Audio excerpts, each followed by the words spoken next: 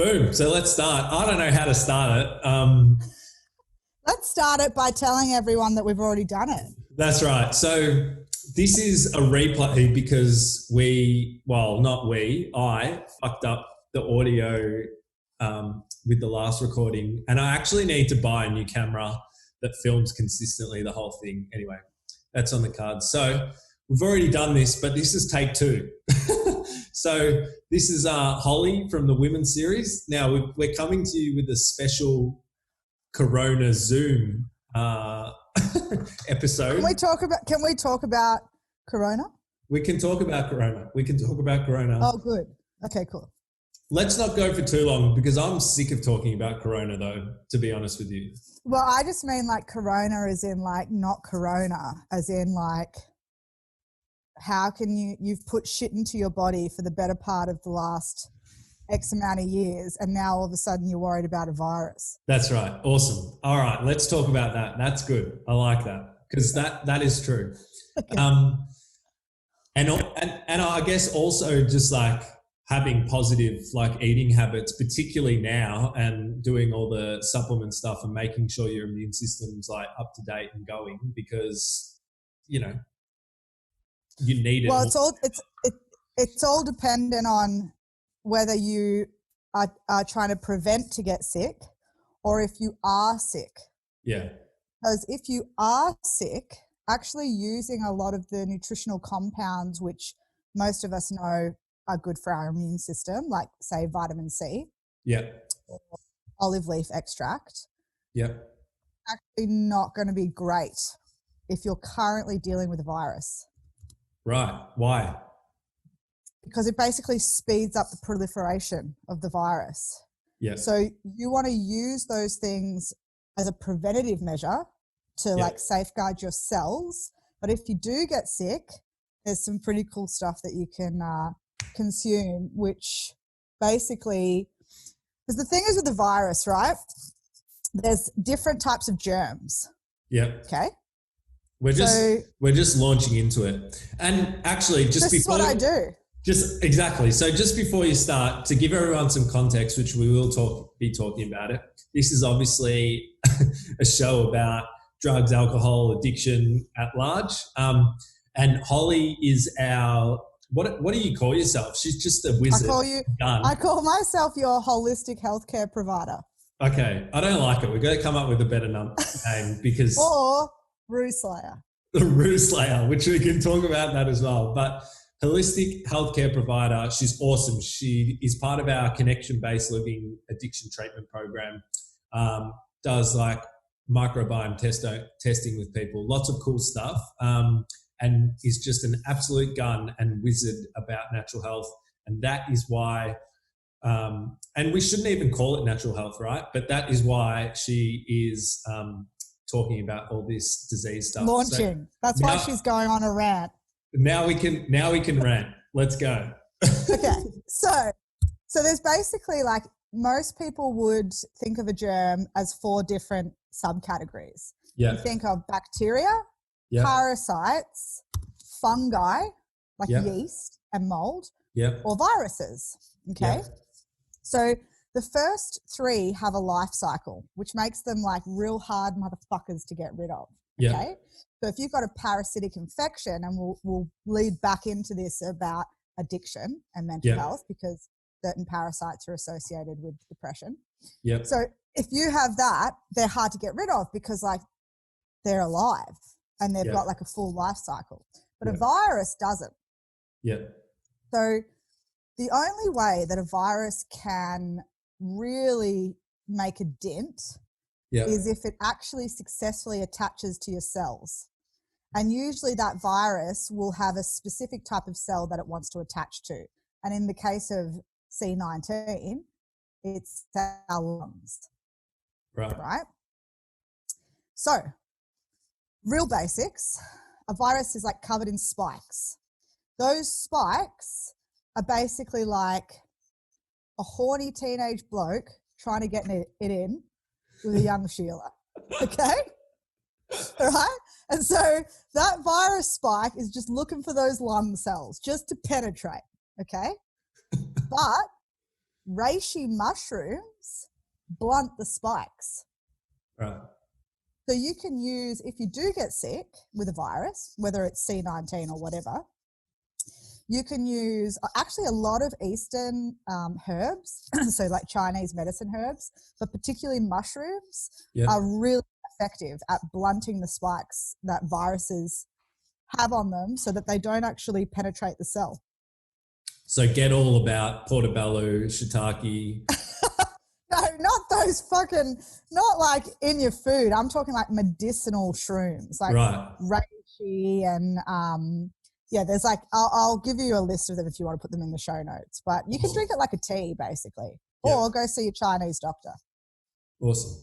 All right. Well, yeah, that'd be awesome because that's a practical tip. So that's if you are feeling sick and you have, hopefully not, but if you have COVID-19 or you don't, right? I know that's basic. There's probably a lot more. What about, because that's the stuff that I'm interested in and find really interesting. And I think it relates heavily to like addiction and all that stuff as well, like the preventative stuff. What about that? In terms of addiction? In terms of addiction, but just in terms of what can people do now to... All right, I went on this rant on my socials today, right? So I'll fucking go on a rant here about it. Awesome. Okay, so let's take Susan. Susan is 16 years old. Yep. And she's getting a bit promiscuous. Yep. And Susan has never, nobody, including her mother or her grandmother, has taught her that as a woman, you only technically have maximum 6 days to fall pregnant, a cycle. Okay? So despite the world knowing this, no one's told Susan. Yeah. So she starts flirting with some boys and then she goes to the doctor and the doctor says, oh, you should probably go on the pill. Yeah. And so Susan goes, all right, whatever, starts taking this pill. A couple of years later, Susan has continued to experience depression and anxiety. Yeah. And as we both know, the system says, oh, it's just one of those things. Like we don't know why it happens. Maybe Susan experienced some level of trauma or maybe she didn't. Okay. Yeah. So now she's 19 and Susan gets diagnosed with depression and she also gets put on an antidepressant to help manage her depression while also taking her contraceptive pill. Okay. Then Susan's 20 and the usage of pharmaceuticals plus the consumption of the standard Australian diet, aka the SAD diet. So she starts consuming wheat and sugars and maybe she's like 20, 21. So now she's like out of the clubs, she's drinking some alcohol. Yep. And the combination of all of this stuff going into her body has actually manipulated her neurochemistry over years and years and years. Yep. And so now she starts going into the cycle of binge drinking. Yep. And she takes on these addictive behaviors. And so she gets to about 22, 23, and it's all a bit out of control at this point. She's going wild on the weekends, but she's still taking her meds and she's safeguarding her pregnancy options by maintaining the OCP, which she's now been on for 10 years without ever stopping, without ever menstruating. Yeah. So she's missed out on all the natural hormones. She's manipulated her neurochemistry since she was on the antidepressants, and now she's intoxicating her body with alcohol. So when you're doing all of those things, your immune system is getting fucked up. Like one, okay? The oral contraceptive pill creates leaky gut, which is something that we'll get into in a second about addiction. But leaky gut is basically where your gut lining starts to tear and all inflammatory compounds that are coming into your digestive system. Because guys, remember, your sinus and your mouth are part of your digestive tract. So if we're thinking about C19 or viruses, people are safeguarding this part of their face because they're scared of inhaling the virus. Okay, but that's part of your digestive tract. So her OCP usage has affected her digestive system. And then because she's got a leaky gut, well, we now know medically that there is a connection between the gut and the brain, and that's called the gut-brain axis. And that's influenced by the vagal nerve, which sits behind your throat. Okay, and we can get into the spiritual connection there, because I would say a lot of vagal nerve damage is associated with a blocked throat chakra, which is a reflection of things like poor communication skills, right? Yep. Not being able to voice your opinion effectively. Anyway, so now we've got the gut to brain axis. That's fucked up, okay? Because she's got leaky gut. Leaky gut creates bacterial issues. Bacterial issues impact the communication between the two organs. Yeah. So guess what? She's randomly got depression, okay? Because the brain does not have pain receptors.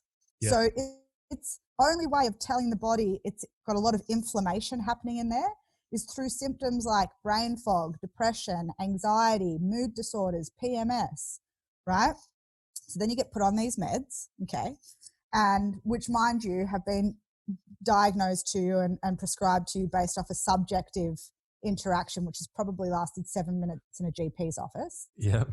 So you get put on these meds, and now you are really interacting severely with your natural serotonin production. Yeah. And serotonin is a neurotransmitter which has, lots of side effects associated to it if there's imbalance. So things like anxiety, insomnia, dizziness, addictive properties, even like suicide tendencies are associated with SSRI use, right? Yep. And so she's got all that toxic load coming in. The medications are creating more permeability in the gut. That's having a flow-on effect to the gut-brain axis. Yep. Then she starts the binge drinking. And now the alcohol is causing excessive amount of toxicity in her cells. It might be attributing to more bacterial issues. And then all of that is the perfect storm for an absolute shit immune system. And so then you obviously become more and more susceptible to viruses, and then viruses inflame the body. And then so it just all kicks back to the starting point. So inflammation creates permeability, and permeability creates issues with the brain. And, so it's just like this merry-go-round of health complications, which could have been all avoided had Susan not been given the fucking OCP at 15 and just told how her actual menstrual cycle works. That's it. But nobody goes, you know what, let's have a look at this person's history timeline and start to understand when all of these certain things started to take place. There's no association ever. Can you hear me? No. Well, I can, but it's shit.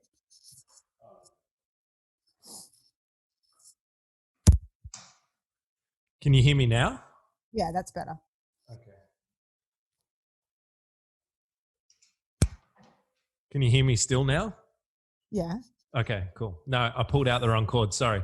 No, that's really interesting, because the thing that I've noticed with people is that their last kind of resort, or their last option, is to actually look at what they can do and what they can fix without having like an external man-made solution of medication and stuff like that. And it's the same for addiction.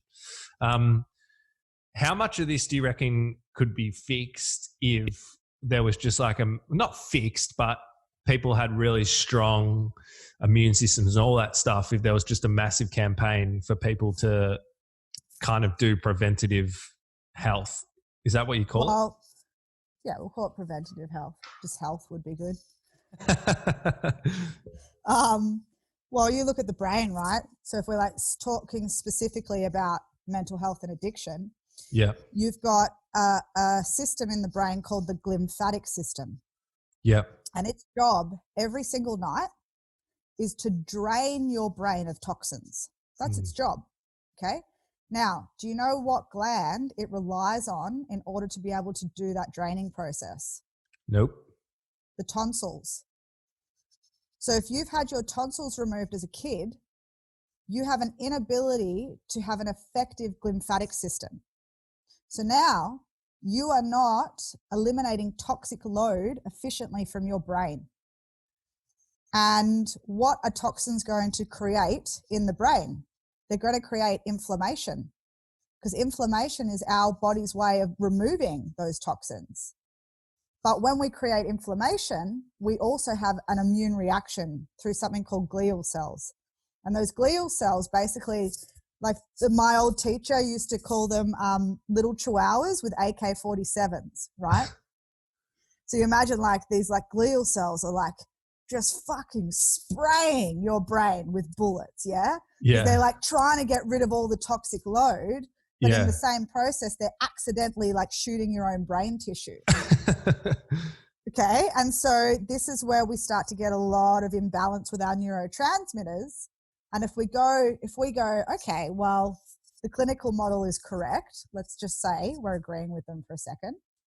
Neurotransmitters are the problem. Well, then shouldn't we reverse engineer the question and say, well, why do they have imbalance in the first place? Where is the root cause coming from? You don't just randomly have an imbalance of neurotransmitters. Why would we be designed to just turn imbalanced out of nowhere? Yeah. That doesn't make any sense. Yeah, 100%. So the way that happens is through inflammation and through a lack of nutrients in the diet. And, you know, I've said this to you a lot recently because Jack and I obviously work together with clients. Like the state of our clients' nutrition prior to working with us is horrendous. Yeah. Like alarmingly horrendous. And most of the people that you and I are working with through the program, they've already been to rehab centers. Yeah. Maybe multiple rehab centers. And none of them have been taught to eat well. I know. None of them have been taught that basic fundamental of like human survival to eat well, hydrate, sleep. That's it. I know. It's crazy. What is happening in this world? I kind of like, because it's right. And it's what does happen, because I've worked in a lot of the rehab centers, is that it's really weird. There's like this, on one level, there's kind of this like emotional, well, you could call it that, but whatever. There's this like counseling that happens, emotional level help. But then they go down for morning tea and they smash like Boston bun and Tim Tams. You know what I mean? Right. Like I was just looking at a research paper this morning from 2008. So it's not like we haven't fucking known this information for a long time, that gluten sensitivity, so not celiacs, if you are sensitive to gluten, that will manifest as schizophrenia. Wow. So hang on a second. So what this paper is saying is that patients with schizophrenia or diagnosed schizophrenia could potentially maybe just be undiagnosed gluten sensitive. Yeah. What? And this is the stuff like, it's really interesting. I must admit, and I've said this to you a number of times, but my wife Carolina is into all this stuff. Your wife? Yeah. Your wife. I know. That's the new news, isn't it? Was I married when we did the first one? No. There you go. That's what's changed. So my wife, Carolina, she's really into this, and she's kind of been into it like you before. It was all, you know, because there's a level of it that's kind of like a little bit cool now, or like, you know, there's a lot of like pretenders that just do it for like Instagram shots and whatever. But anyway, when I met her and she did a lot of this stuff with me, it's fair to say that I was like skeptical. And just simple stuff like removing gluten. And I did that again with you on the 4-week diet, which was like amazing. I'm happy to talk about that as well. But removing gluten, working on like having positive probiotics in my system, and just reducing like the amount of sugar that I ate. I cannot, like very simple stuff, I cannot describe how much better I felt like instantly. And actually, I shouldn't say instantly. It was pretty quick for me the first time, because I think I was so kind of bad with like my gut health. But within like 2 weeks, I actually cannot describe how much like energy I had, how much like clarity I had in my mind, like just how clearly I was thinking. And just genuinely like how much more kind of happy I was, like just overall for no good reason, you know? So having experienced that, right, and also being an addict in the past. Yeah.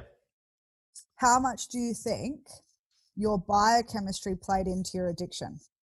Well, massive. Now, like knowing that now. Yeah, with the hindsight of that now, I think it's, you know, over 50%. Like It's mental. I'm not sure, right? Like I'm not sure. Well, it probably does. It probably adds to like kind of the start of it. But definitely like it would have deepened, you know, those biochemical patterns in my body. And that's what I'm like really excited about with what we're doing. I'm not banging on about our program. I just think it's awesome that we have Holly doing it, because there's nothing like this in the addiction space. It's like very new for people to actually kind of go back to the foundations of like your chemical makeup and your physical makeup, and at least have some effort to kind of unwind that. Because at the moment, the current state of like addiction treatment, even if you have someone that has a good program that kind of works on someone's mental and emotional health, right? It's kind of like if you were trying to lose weight, this is what I equate it to. Not taking care of the biochemical stuff and the physical stuff is kind of like saying to someone that was trying to lose weight, getting him to do this awesome physical exercise program, but doing it at McDonald's. You know what I mean? Like it's kind of like.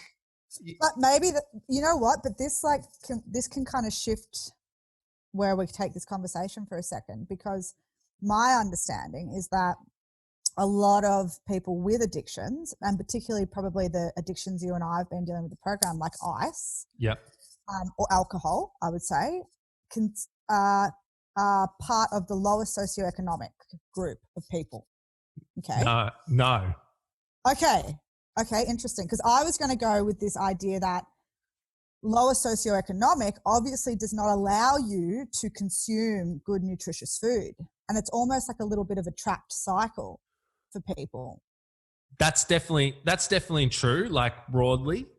But in terms of the drug and alcohol stuff, is it just like, because if you think about the people we've been working with, they're definitely not on the lower, you know, socioeconomic. They got issues, but they're not on the lower socioeconomic side. Always. But would you say addiction in general is more prevalent in lower socioeconomics? No, and I think that is like the general kind of thing that I've been fighting against so much. Because that's definitely a myth. That's right. And that's the stereotype. Yeah. That's definitely the stereotype. Yeah. And I would say, like people think that because if you add addiction to the other life issues that someone in a lower socioeconomic situation has, it becomes more pronounced and the problem is more obvious because there's like more stuff happening and like crazy kind of events that couple with it. And I would probably go as far as to saying like definitely it puts them more at risk because, you know, they have lower resiliency levels.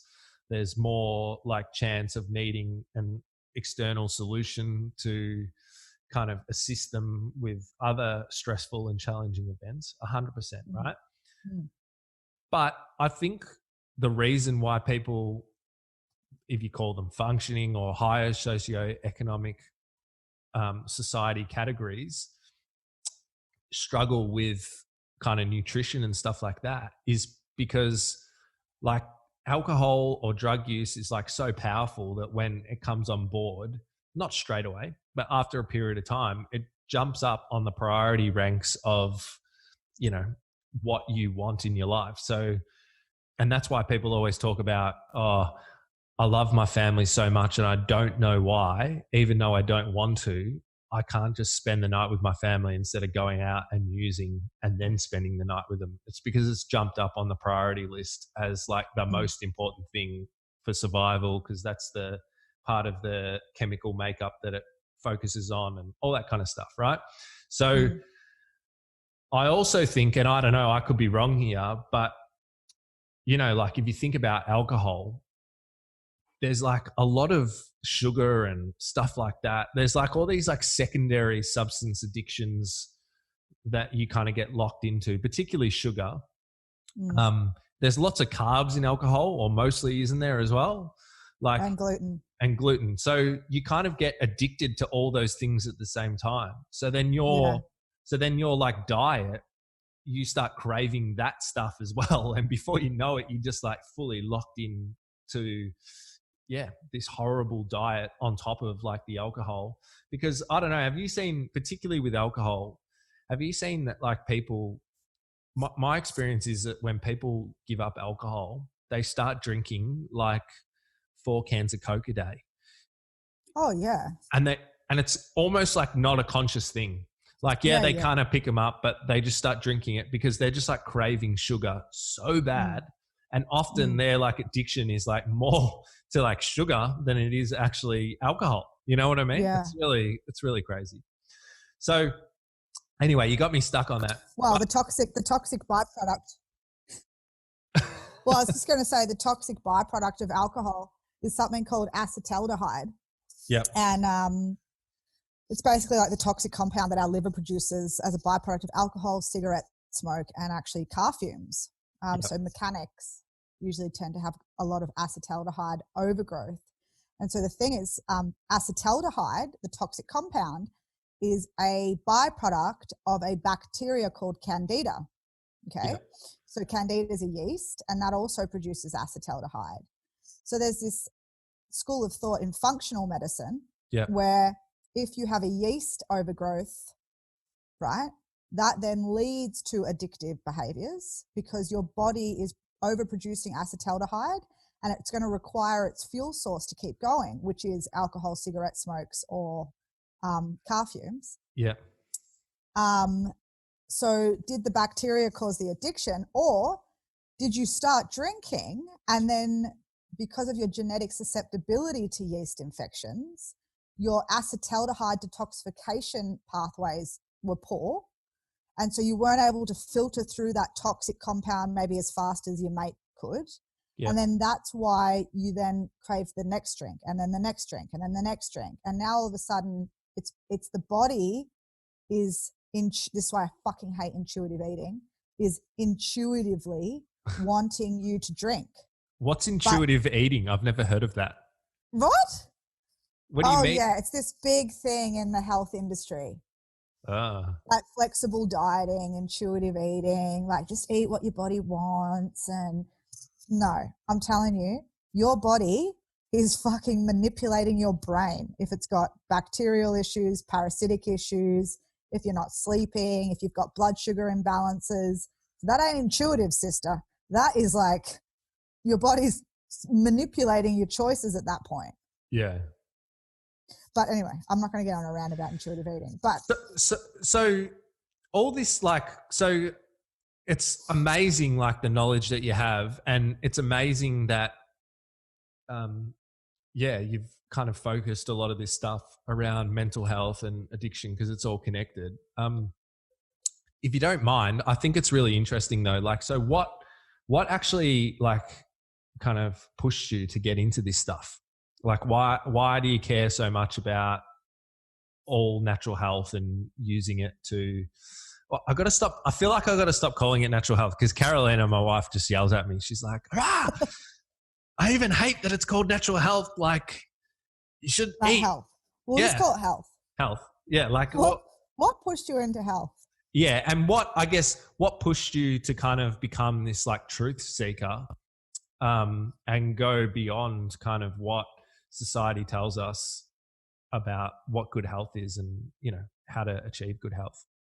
Well, it's always going to be a byproduct of your own experience, right? So just like you experienced an addiction, you got out of it. And so now you're trying to rescue as many people as possible from the same system.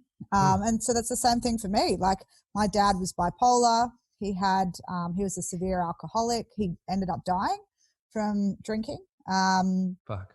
And I just watched him go in and out of rehabs, in and out of emergency rooms, in and out of cop shops.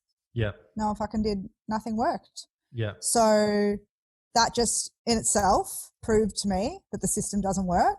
Yeah. And then after he passed away, I then had my own health issues with, you know, whether it was grief from his death or other things. Like I started to experience something called amenorrhea, which is like a loss of my period. So I didn't have a menstrual cycle for 3 years. Wow. And I got wrongly diagnosed with PCOS. Is that due to that's crazy. Is that due to like mental emotional issues, or was it? It's usually under eating. Right. It's usually because the woman isn't eating enough calories to support her cycle, which it definitely was for me. So I was vegan at the time. I definitely had like an undiagnosed eating disorder. Yeah. But when I went through the system, the healthcare system, they just basically said you either go on the pill, which doesn't even make fucking sense, go on the pill, or go and get your uterus and ovaries tested for PCOS, which is polycystic ovarian syndrome. And they diagnosed me based off an ultrasound, not based off my blood panels, which knowing what I know now is like really bad. And they actually at the time said, we're going to have to remove one of your ovaries and you probably won't have kids. Fuck. And then I got put on antidepressants. And so like I went down the whole system myself and it didn't work. They're fucking assholes, mate. Yeah. So, and you know, it just becomes this real like, and I shouldn't say they're fucking assholes because I actually know a lot of really amazing doctors who want to see change. It's the system. The system is fucked up. It basically is geared towards pushing pharmaceuticals, which we all know is an industry, okay, which is there to stand to profit. Yep. It's not like what's the average GP appointment? It's 7 minutes. I know. 7 minutes? How the fuck are you meant to understand and properly diagnose somebody in 7 minutes? Like that is just wild to me. And then even if they go, I don't really know what's going on here, let me refer you out, they refer to a specialist. And the whole purpose of a specialist is that they are tunnel visioned in on what they know. They have no ability to think linearly, right? Yep. So now you're getting instructed based off a very, very monotherapy approach. There is nothing holistic about seeing a specialist. Now, is that the fault of the specialist? Probably not. It's just like how they get taught. Yep. But you wonder, like, does the body work in like single ways or does it work multifactorially where everything is interconnected? Well, it works multifactorially. So why would we treat you based off one area of the body? Oh, no, I don't It's like you get sent to an OBGYN, yeah, because you've got fucking period problems. And the OB goes, okay, so what's going on? You said, oh, I've got period pain, but I've also got depression. And I said, oh, I don't do the brain. You got to go see a psych. And then you go see a psych. And then the psych goes, oh, yeah, but I don't. Oh, you got a sore joint? Oh, I don't do joints. You got to go see a physio. And then you go see a physio. And it's like this doctor hopping scenario. It's bizarre. And I imagine, well, it's what we've been talking about.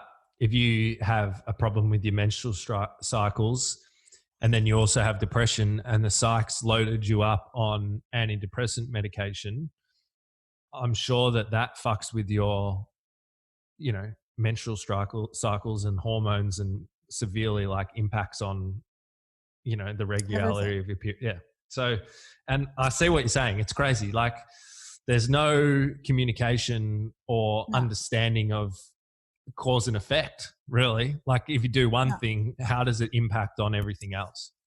And the way where the system is currently at, it's so indoctrinated with evidence-based, right? Where if you don't have a plethora of research, and even when you do have a plethora of scientific research, there's still some things that they're not willing to accept. Yeah. But that just completely eliminates miracle cure people who have cured themselves. So really the approach should be evidence-based. Like I'm studying a Bachelor of Science at the moment. I'm all for science. but do not be evidence limited. 100%. Because Love it. that removes the intuitive nature of the human body, right? And just because we don't know it doesn't mean it didn't happen. 100%. Now, I want to go on a little rant here about this evidence stuff. Because this is what happens in the drug and alcohol field as well, right? With evidence around programs, and people need to know like the truth, because it sounds good, but it's not fucking good. It's terrible, right? And like, so the thing is, right, is that I agree with you. It has to be evidence-based. We can't just have these cowboys running around and doing crazy shit. And, you know, I mean, I don't mind the cowboys though, because they are highly entertaining. I know, but when you're taking someone's life into your hands, there's got to be some kind of care. So you don't really want the Trumps of the world influencing all legislative stuff for health. That's right. Hopefully it warms up soon and the coronavirus dies. No. So they talk about evidence-based programs in addiction treatment service delivery, right? So first of all, what is the evidence, or what are they measuring against? So that's the first thing.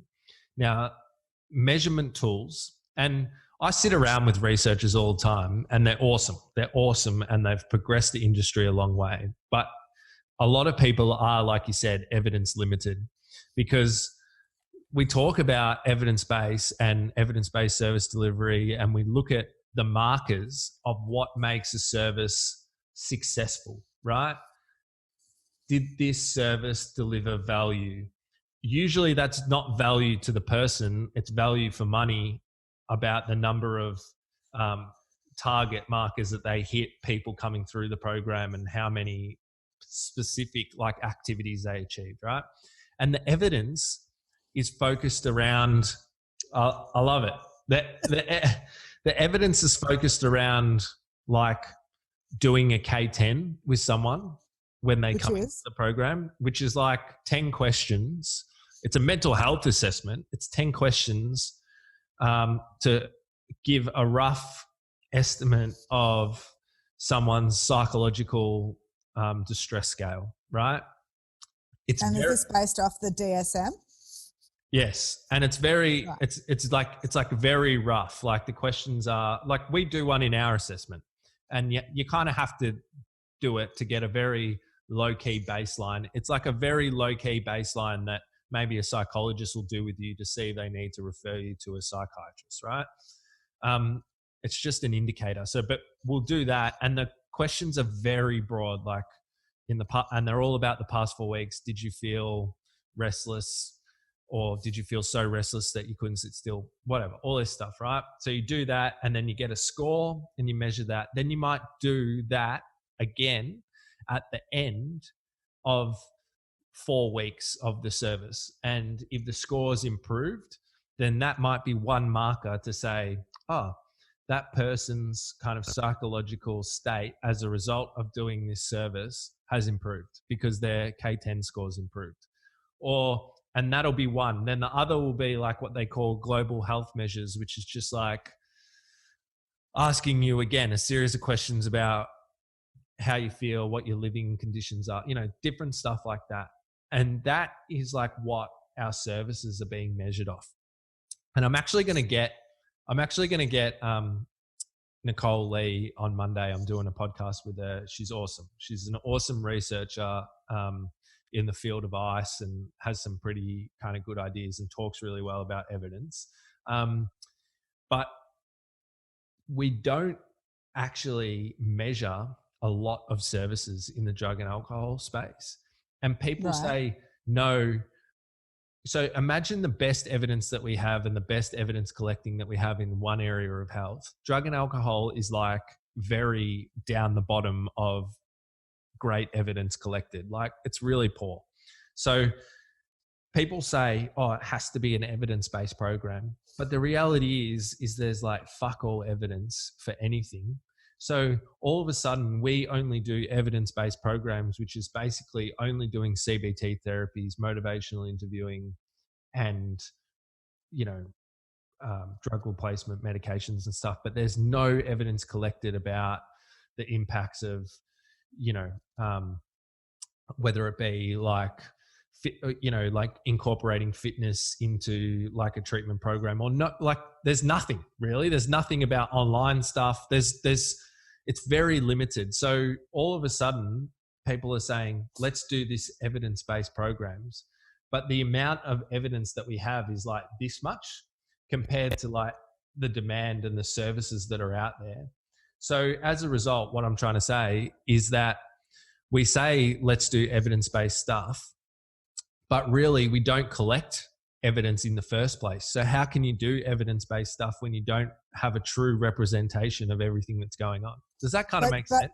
But we are collecting evidence, but the system does not want to accept that all of this neurological evidence is the fucking same evidence for mental health and addiction services.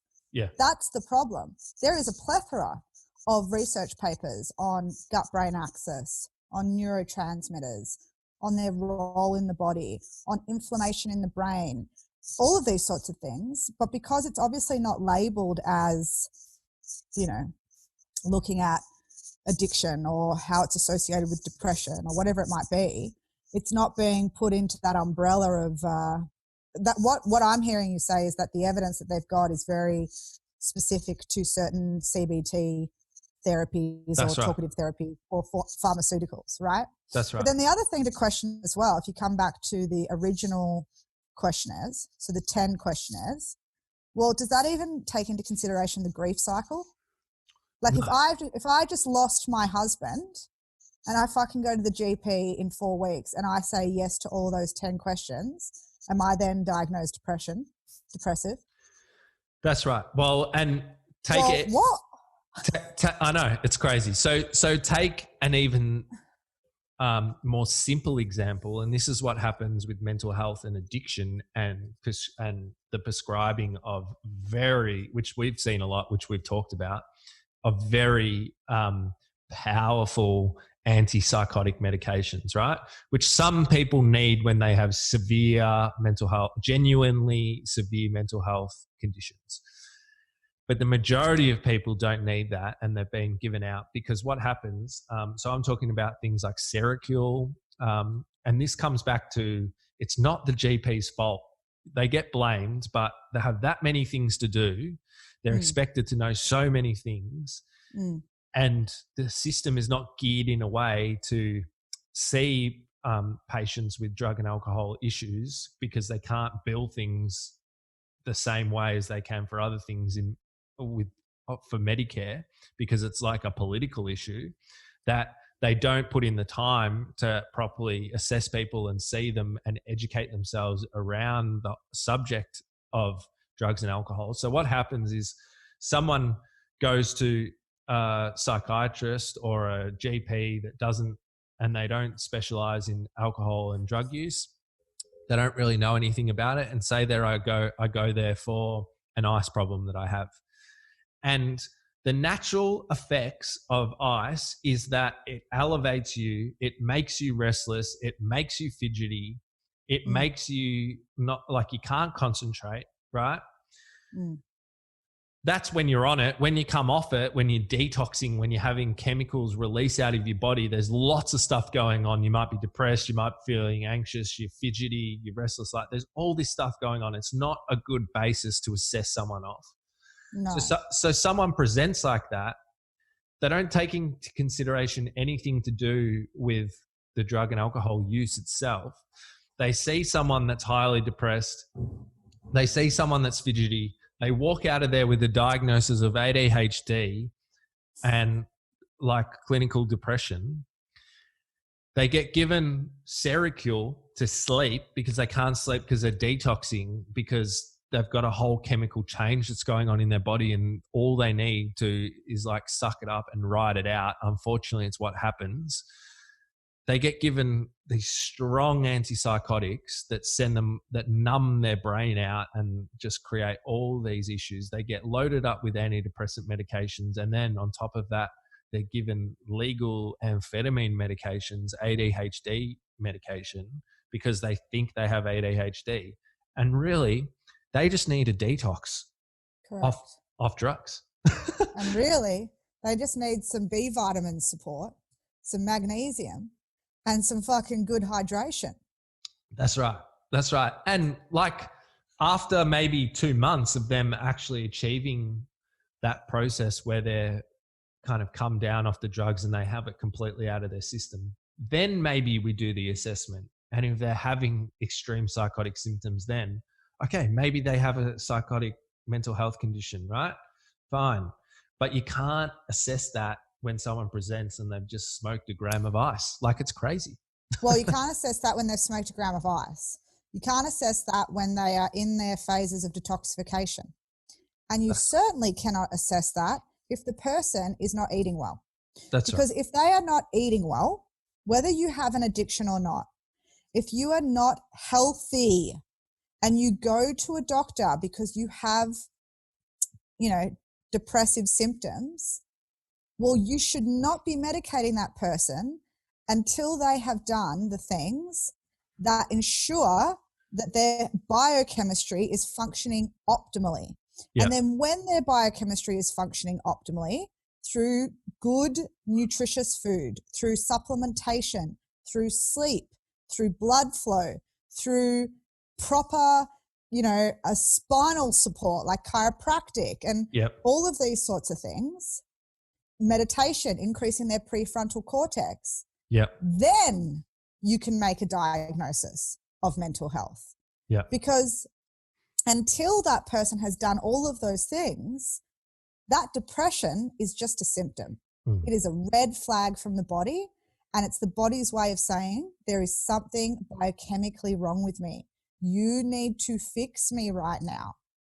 Just like eczema might be another red flag for somebody, 100%. or chronic diarrhea might be another red flag for somebody, or infertility, but they're all just red flags. Like we would not have evolved to have been this broken. 100%. And the thing is with addiction particularly, addiction is ultimately just a dysregulation of your nervous system.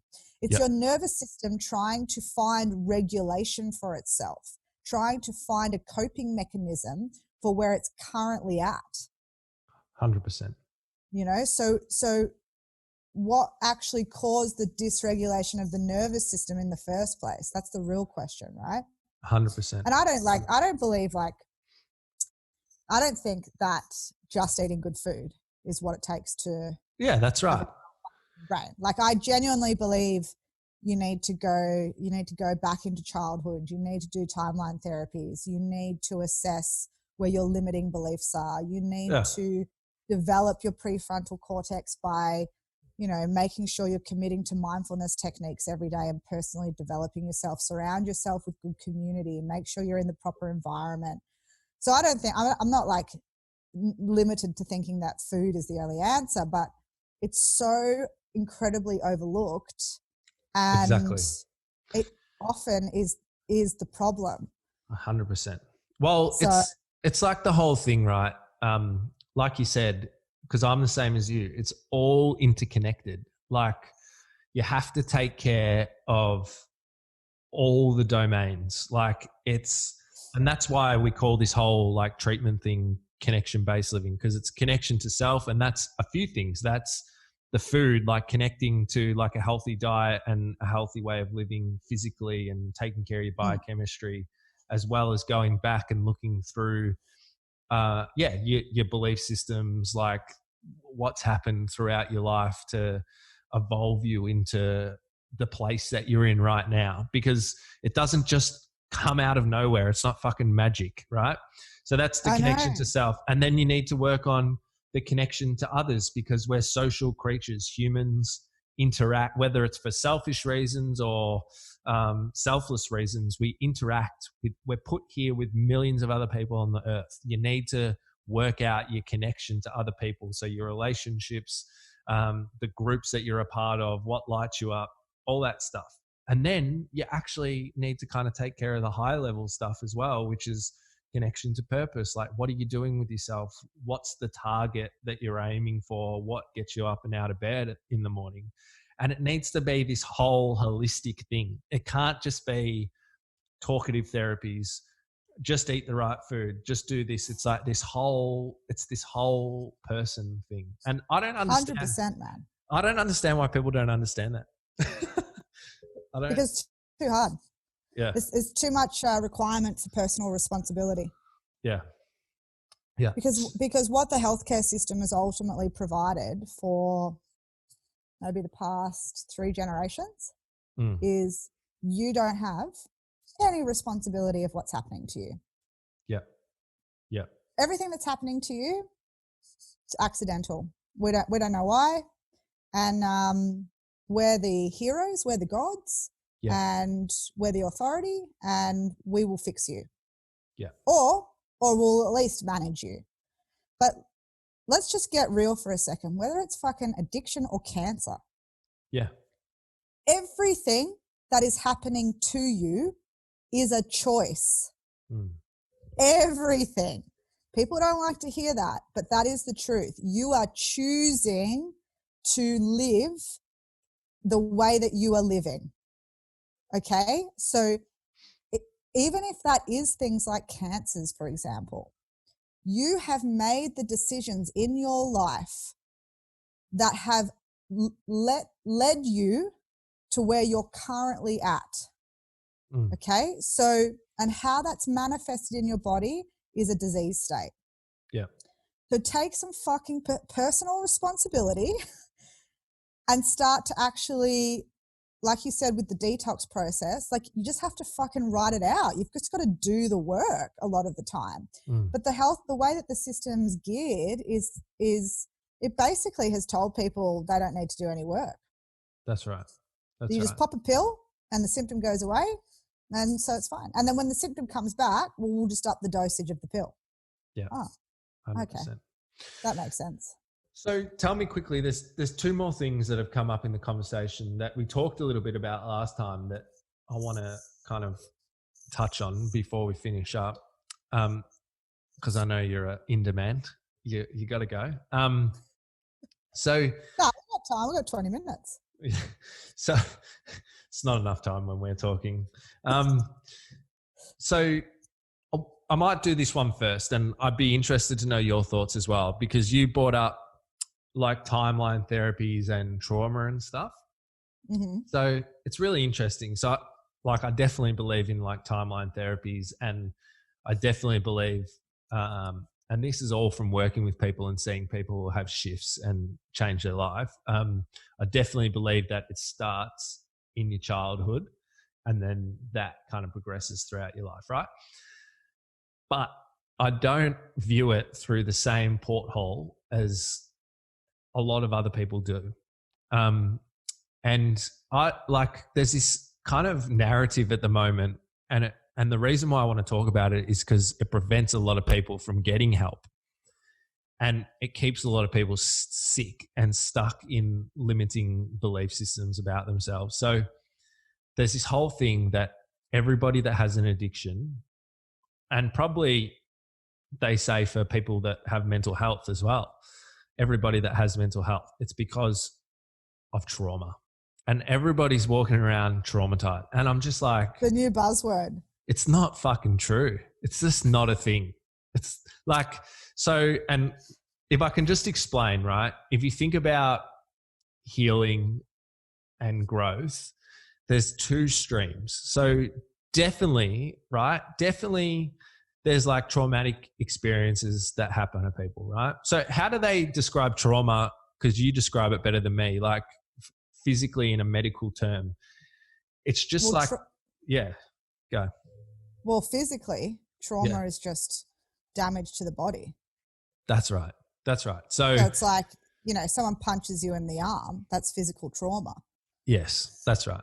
So, and that's what people have to realize, because there's this like stereotype around trauma that it's horrible events and all this kind of stuff, which it is, right? But the thing about trauma is that 100%, if a big event happens in your life, or any event for that matter, it's going to have like an emotional impact on you, and you might go into grief, or, you know, like you said, like if someone close to you suddenly passes away or just passes away, there's potential for that to turn into grief. There's horrific situations that happen to people in their life, all that stuff. Even minor things can cause people to kind of become upset, right? That is fair, and I get it. Like, so you got to think about one stream is that you got to heal from that stuff and actually go through a process of feeling those emotions, letting them pass, all that stuff, right? But that on its own, that is not what makes you addicted. That is not what makes you addicted. What actually impacts you is the belief system that is developed as a result of that. Because the common one that people always ask is, oh, well, why do some people that come from really tough backgrounds not become addicts and some do? Because you could have two siblings. One will have a belief system that arises out of that horrible situation, and the other one will have a different belief system. And then that flows on into the rest of their life and transforms how they act. So what do you know what else they'll have? What? Well, they'll also have different HPA responses to the trauma. Yeah. HPA being your biochemical stress response, your release of cortisol. Yep. Okay. There you go. Yeah. So, and your biochemistry, you will have different microbiome at the point of exposure to trauma. And the way that HPA axis creates cortisol, it then has an immunosuppressing response on your digestive system. Yep. So now your microbiome will get altered, which we all know plays a role in the inflammation in your brain. Yep. So actually, if we're talking about childhood trauma, what's actually technically happening is that your limbic system in the brain is having to regulate and it's trying to process the what you're experiencing through your hormones, through cortisol, through adrenaline, right? So, and then we know, coming back to addiction later on in life, if you've had that, it's called HPA dysregulation. If you've had your stress response dysregulated at an early age, thanks to childhood trauma, maybe it's got nothing to do with the actual event and your emotional attachment to the event. It's probably got a lot to do with how your stress response has handled it. Yeah. And then every single stressor you've experienced along the way has weakened that stress response. Exactly. And as I said earlier, addiction is just your nervous system trying to regulate itself. And your nervous system is heavily influenced by your limbic system. And your limbic system is what influences your stress response. So I wholeheartedly agree with you on this one. 100%. So, and that's the thing. And the reason why I get so annoyed about it is because two things happen. People ring up these services and they search for things that aren't there and give people a belief system that there's something that's happened to them when they're young and that's why the way that they are. And then what that actually does is keep them stuck in a victim mentality and blaming people outside of themselves for the events that happen in their life, which is not helpful. It's not the way that you actually get growth and transformation. And the second thing is that they spend all their time talking about the trauma and not actually about the belief system and all the other stuff that is actually what you need to focus on and identify and change. And that's what your beliefs are influencing your behavior. Correct. Is that why? Correct. Yeah. And like, I hate to kind of simplify it, but on the psychological and emotional level, the big hit it out of the ballpark transformation activity that anybody can do. And the reason why you need to do it with someone else is because it's fucking hard to get really brutally honest with yourself and identify it for yourself. But you can do it, but it's very hard to kind of see outside of yourself. Is that you need to like do the work with someone to actually identify what the belief systems are and really challenge yourself to shift those and then do practical actions to actually change those belief systems, not your behavior, change your belief systems, right? So that's the whole need to add in mindfulness practices. 100%. Because what you're referring to about victimhood, right? Yeah. Well, where does the victim live? In your mind. In your mind. Yeah, and what's your mind? Well, it's like I'm into subjective, like that's what I explain to people. I talk to them about subjective reality. Well, your mind is your ego. Yeah. So your ego is attached to whatever story you're fucking telling yourself. And then when Jack comes in and says, yo, Susan, we ain't going to talk about this fucking story anymore. Yep. Well, your ego goes, hell fucking no, we're not. Yep. I'm attached to this. This is creating me as a person, right? And so then you just create another story like Jack did wrong by me. Jack didn't want to listen to me. That's blah, right. blah, blah, right? But the way in which you evolve your ego or transcend into a higher self, as some spiritual leaders would call it, is through developing your consciousness, through actively meditating every single morning and understanding that really all that we are is just a construct of our thoughts. Exactly. 100%. And like, if you think about thoughts for a second, I'm going to go really deep, but I think it's necessary. Like, if you think about a thought, where does that thought come from? And then where does that thought go? Well, technically, a thought comes from the thinker. And who's the thinker? That's you. Yeah. So if you understand it like that, you actually have the ability to shift your thoughts, and your thoughts are your beliefs. That's right. Your beliefs influence your behavior. But you have to be actively working on this every single day. Exactly. And I had a massive argument with a client the other day because they texted me saying, I'm feeling really anxious, like it's emotionally draining, like woe is me. And I called them and I said, well, what have you been doing to ensure that you're not feeling like that? And they really didn't like that. They said, all I want for you to do right now is just like ask me why I'm feeling anxious. I said, but I don't care. Like, what are you actually doing to ensure that you don't feel anxious? Exactly. And they just didn't like me pushing back, because what I was doing is I was pushing back on their ego. I was pushing back on their victimhood. That's right. So, yeah, I think it's a big issue in the world of addiction and mental health. And this is the thing, right? Because often people will come and they think I'm horrible, because often people will come with really horrible, like fucking terrible things that have happened in their life, right? And things that they are the victim of, that they had no control over, that happened to them. And like, I need people to understand, I'm not saying that, you have to take responsibility for something that you're not in control. I'm not saying that, but what I am saying is that, yes, you need to go and do the grief counseling, and you need to process the emotion and the trauma if it's there. But the majority of people often don't have significant traumas that have addiction. But if you do have the trauma, yes, you need to do that stuff.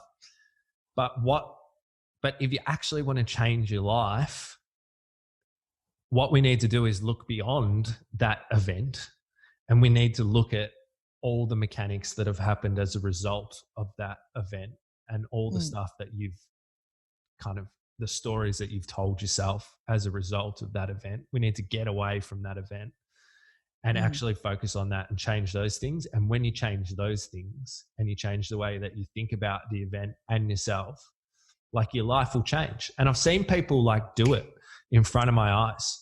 And I know we're running out of time, but like, there's a big one. Right, we can go over.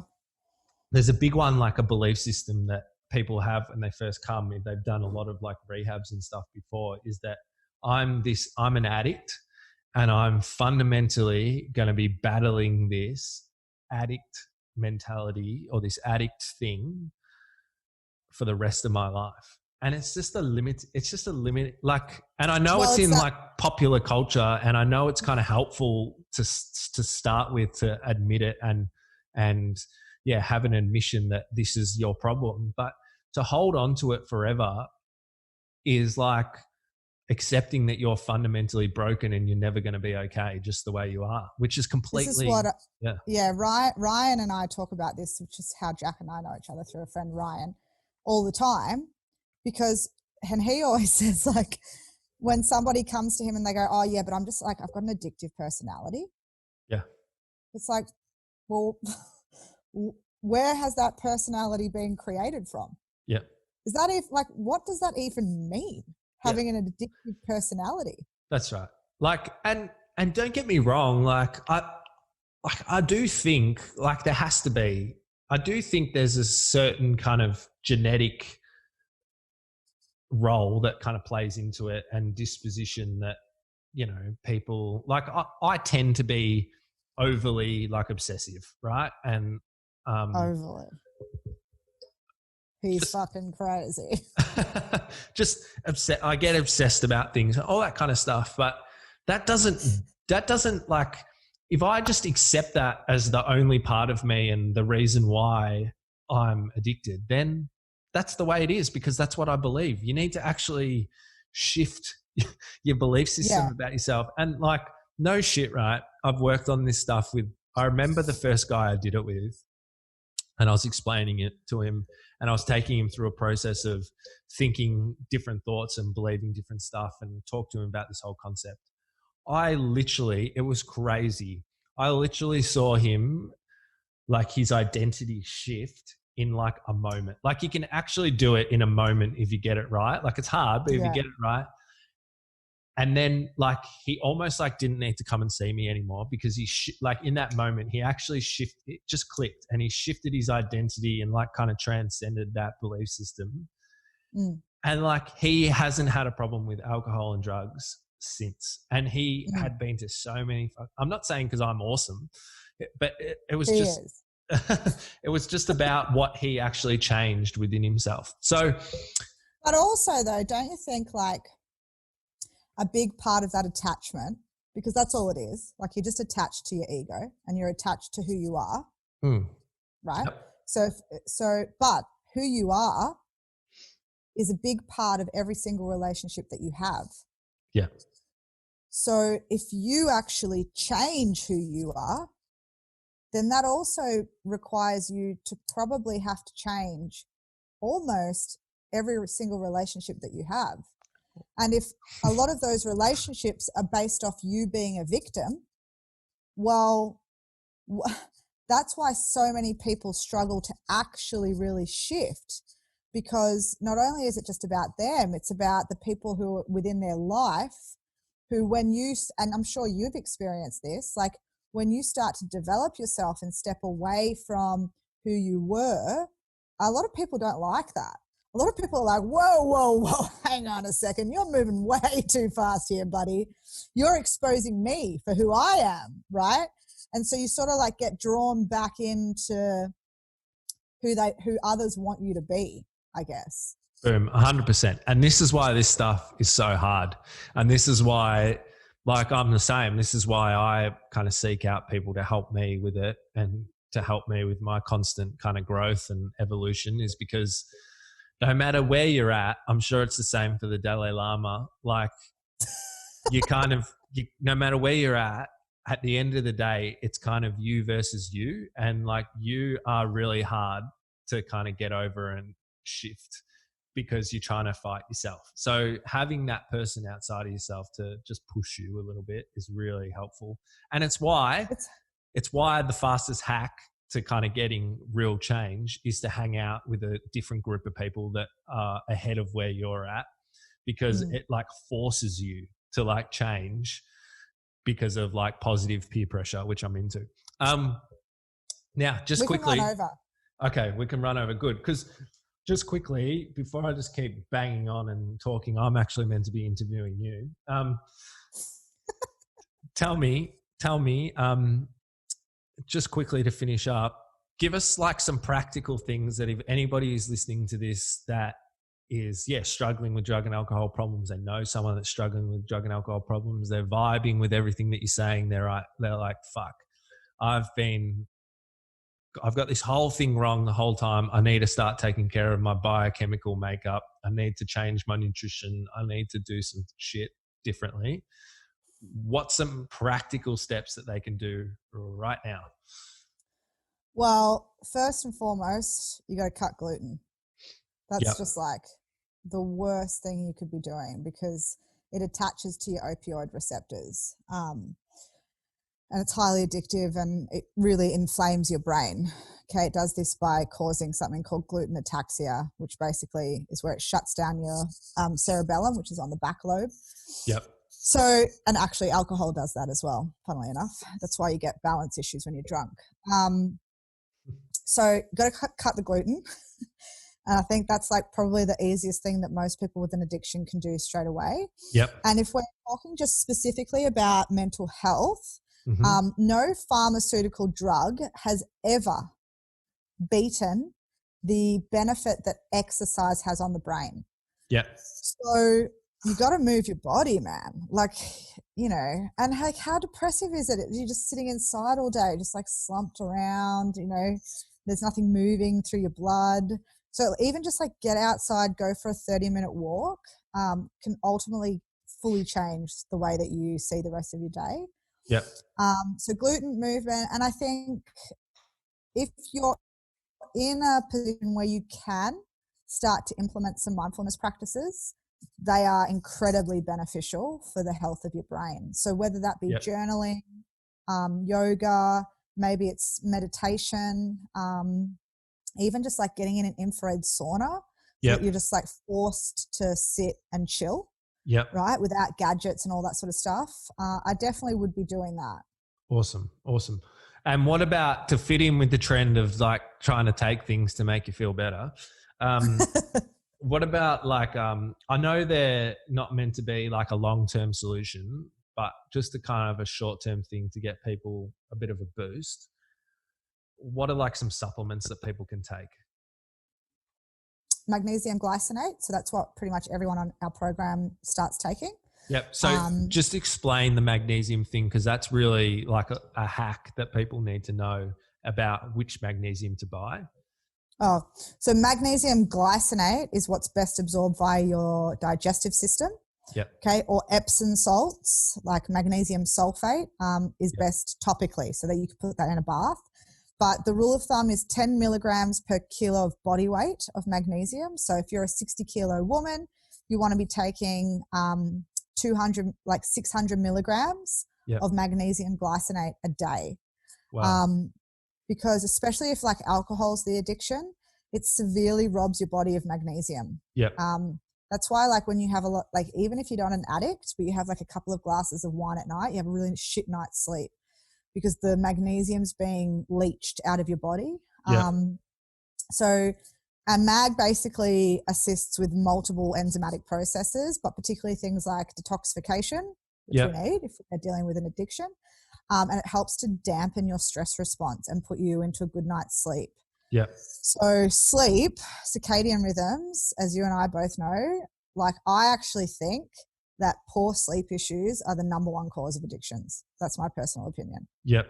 I think like, because when you're consistently not sleeping, you lack energy, and then you look for energy in other sources, like stimulative drugs. How much should people be sleeping every night? You should be having 4 REM cycles. So 8 hours of like deep, deep dreaming sleep. Wow. Yeah. Which nobody does. But you know, if you drink alcohol, you actually don't have REM. So you can sleep for 8 hours, but it's like you never slept. I got to talk to you about my sleep. Just side note. I know this. I get it. I get obsessed and excited and stay up too late. Anyway. That's a GABA issue. We can talk about that at another podcast. We digress. So magnesium and then B vitamins. B vitamins would be really beneficial for anybody dealing with any form of addiction and even depression. There's a famous research study that came out in the 90s about this woman who was diagnosed schizophrenic, in and out of institutions. She ended up catatonic. So 20 years in the system on every single fucking antipsychotic drug you can think of. Anyway, turns out she was so incredibly B12 deficient They gave her a shot of B12 and she's fine. She walked out of the clinic, no meds, nothing. How amazing is that? Well, it's amazing, but it's fucking concerning. Yeah. You know, that she was in and out of institutions for 20 years and she got to the point of catatonia. Yeah. So, but it proves like how important B vitamins are neurotransmitters and also for our detoxification pathways. And 100%, that is also a big one with alcohol as well. It does something with your liver and all that, I believe. So, alcohol?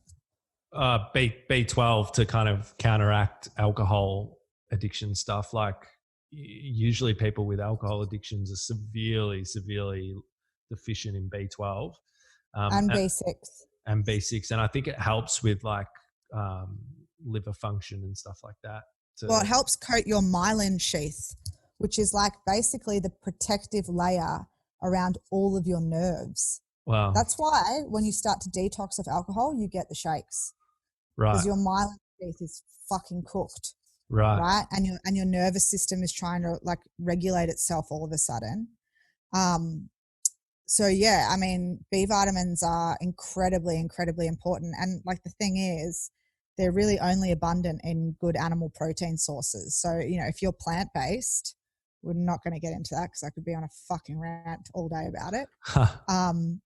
Or if you just don't eat well, then you probably don't consume a good amount of B vitamins, right? And then whether that's dysregulated your neurotransmitters in the first place, and then those neurotransmitters being dysregulated have effectively led to the addiction. Who knows? But definitely. Because you know how I was saying about acetaldehyde and how acetaldehyde is the toxic byproduct of alcohol? Well, when you have an overgrowth of acetaldehyde, you actually can't absorb B6. And that's why, and B6 clinically is why you would get schizophrenia, because you have like no B6, which is why alcoholics are the highest rates of schizophrenics. Wow. There you go. Because of that B6 connection. Yeah. How crazy is that? So, and the last one that I'll throw in from my expert opinion, just Carolina's given it to me because I'm someone that can have a tendency, if I'm not taking care of myself, to become depressed and have kind of bouts of that. Vitamin D, massive. Fuck, that shit makes you happy. Like a little squirt under the tongue over a week and boom, you'll be feeling as good as anything. Like it's crazy. But the thing is with vitamin D, it's only absorbed in really high dosages. Yeah. Yeah. So you have to have like mega dose of it, like 10,000 to 20,000 IU, but for a short period of time. Right. So it shouldn't be something that you're taking all the time. You shouldn't be taking 1,000 IU every day. Yeah. That's not even going to scratch the surface. Carolina was telling me that like there's a crazy amount of, just because of how we live in today's age, like we're indoors a lot, that there's a crazy amount of the population that are just deficient in vitamin D just because of, they're not outside. And also, you know why else? Because you need cholesterol to absorb vitamin D from the sun. Boom. And what have we been told since 1960 whatever? Do not fucking eat eggs or butter. They're bad for you. Correct. So thanks, you fucking assholes. Yeah. You've just destroyed not only the cholesterol, but also the vitamin D absorption. Hey, I love it. I'm going to let you go because I know you have to go. Thanks so much for coming on. We're going to do a few more of these because Holly, like, she talks sometimes. I get lost, but I love it because I learn. She's awesome. So she does the holistic health stuff in our program and resets your biochemical makeup, which is connection-based living. And where can people find you just for the stuff that you do? Tell us about it. You can just find me at the Women's Series on Instagram or thewomensseries.com, or obviously through CBL, which is our stuff. Yeah. Awesome. And she does the Women's Series, but she's like a gun. She works with heaps of men and gets their fertility all right and shit as well. Yeah, I don't tell most people that, but I actually end up working with a lot of couples now because fucking blokes, seriously. Love it. Your sperm, you need to improve your sperm, fellas. We didn't even talk about that today, but depression In men, that is an issue with testosterone. Just going to put that out there. Yep. And testosterone is an issue for men because all we do is eat soy. Boom. So stop eating. So we'll save that for the next one. So dudes, stop eating soy and do more leg days because it'll pump your testosterone up. And ice your balls. And ice your balls. That's right. That's right. We got to have that conversation next time. And ice your balls. Stay tuned for the next episode. All right. Thanks, mate. Appreciate it. Hey, guys. Peace out. Bye.